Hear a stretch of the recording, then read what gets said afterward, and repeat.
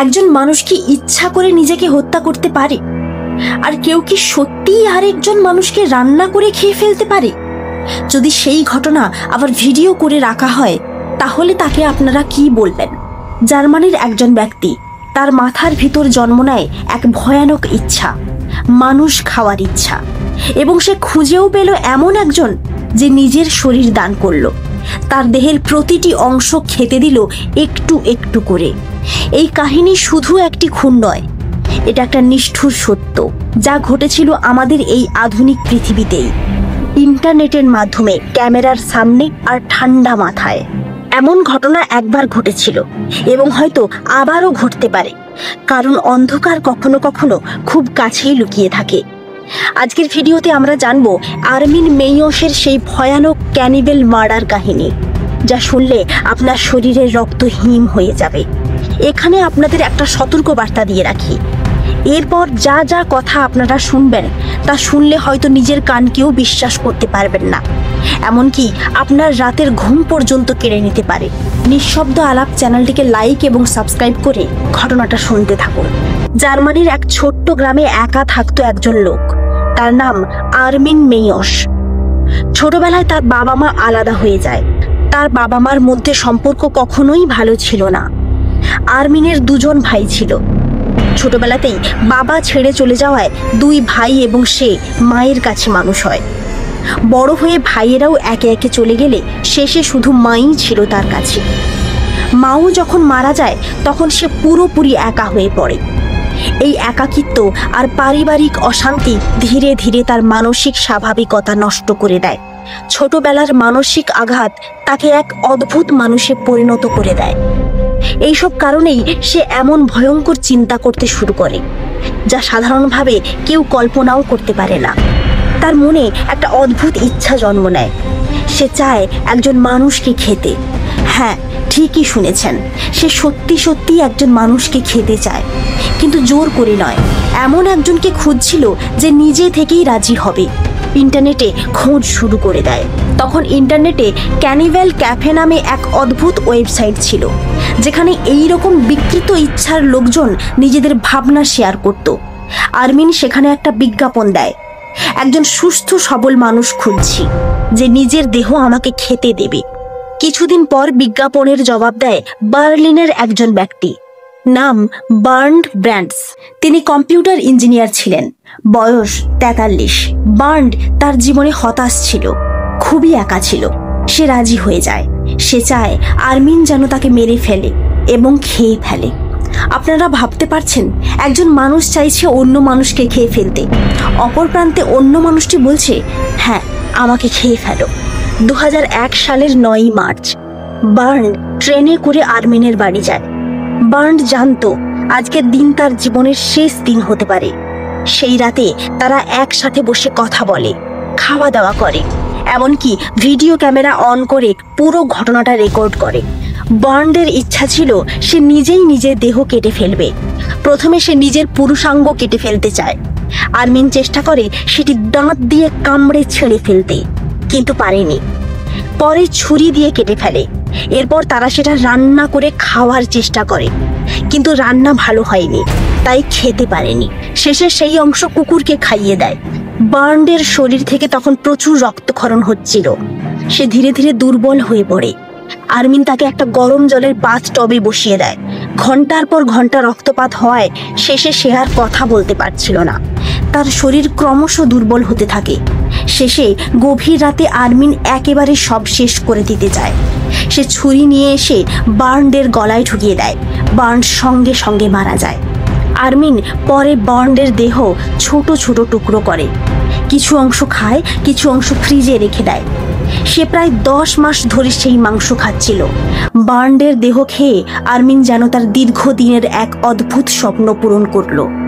এতদিন যা কেবল তার কল্পনায় ছিল সেটাই এবার বাস্তব হয়ে দাঁড়ালো।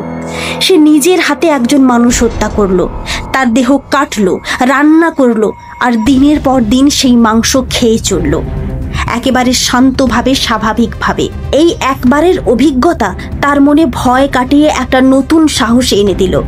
সে বুঝে গেল সে এটা করতে পারে আবারও। আর তার ভেতরে থাকা ইচ্ছাও নিভে না গিয়ে পুনরায় জেগে উঠল। প্রথম অভিজ্ঞতার পর তার লোভ যেন আরও বেড়ে গেল। সে আবার চাইল নতুন শিকার, নতুন শরীর। ফলে কয়েক মাসের মধ্যেই সে আবার ইন্টারনেটে ঢোকে। আগের মতোই ক্যানিভেল ক্যাফে নামের সেই ফোরামে গিয়ে আবার বিজ্ঞাপন দেয়।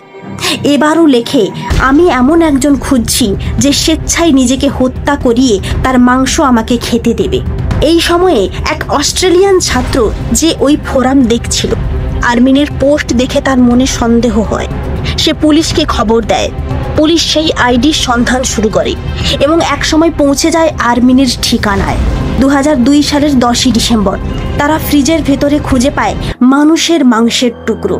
ঘরের একদিকে তারা দেখতে পায় হাড়গোড়, আর অন্যদিকে ছিল সেই ভয়ানক ভিডিও ক্যামেরা, যাতে পুরো ঘটনার ভিডিও রেকর্ড ছিল।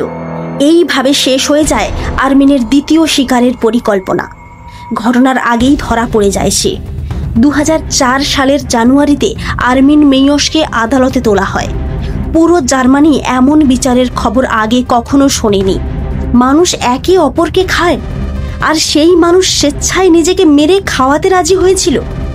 এই ঘটনা সাধারণ আইনের বাইরেও এক নতুন ধাঁধা তৈরি করেছিল। আরমিনের আইনজীবী আদালতে বলেন, আমার মক্কেল কাউকে জোর করে খুন করেনি। বার্ন্ড নিজে থেকেই চেয়েছিল মারা যেতে এবং চেয়েছিল তার শরীর যেন খেয়ে নেওয়া হয়। এদিকে সরকার পক্ষ বলল, স্বেচ্ছায় হলেও এটা একটা নির্মম খুন, মানুষের জীবন এমন করে নেওয়া যায় না।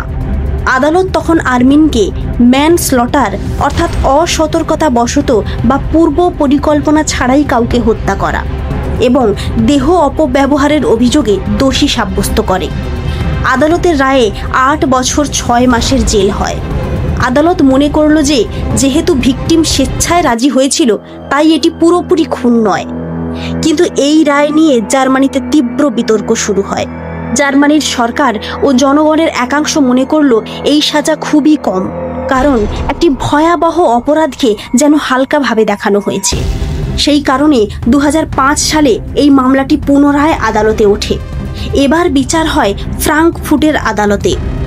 এইবার আদালত আরও গভীরভাবে তদন্ত করে। ভিডিও দেখানো হয় আদালতে, যা ছিল ভয়ানক এবং অমানবিক। মনোবিজ্ঞানীরা সাক্ষ্য দেন আরমিনের মানসিক অবস্থা মোটেই স্বাভাবিক মানুষের মতো নয়।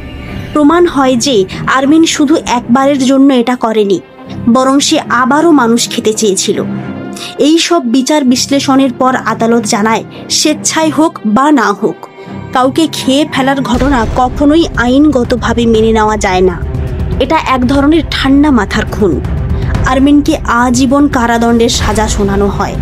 আরমিন জেল থেকে প্যারোলে মুক্তি পাবে কিনা সে সিদ্ধান্ত আদালত ভবিষ্যতে বিবেচনা করে দেখবেন, এও বলা হয়। আরমিন এখনও জার্মানির একটি হাই সিকিউরিটি জেলে বন্দী। জানা গেছে জেলে সে নিরামিষ ভোজী হয়ে গেছে এবং নাকি ধর্মগ্রন্থ পড়ে সময় কাটায়। 2018 সালে সে আগাম মুক্তির আবেদন করেছিল, কিন্তু তা আদালত খারিজ করে দেয়। তার বাড়িটা 2023 সালে আগুনে পুড়ে গেছে। কেউ ইচ্ছা করে আগুন লাগিয়েছে কিনা তা আজও ঠিক বোঝা যায়নি। আরমিন মেইয়সের ঘটনা আমাদের চোখে আঙুল দিয়ে দেখিয়ে দেয় একজন মানুষের ভেতরের নিঃসঙ্গতা, মানসিক আঘাত আর বিকৃত ইচ্ছা যদি সময় মতো চিহ্নিত না করা হয়, তবে সেটা কতটা ভয়ঙ্কর রূপ নিতে পারে।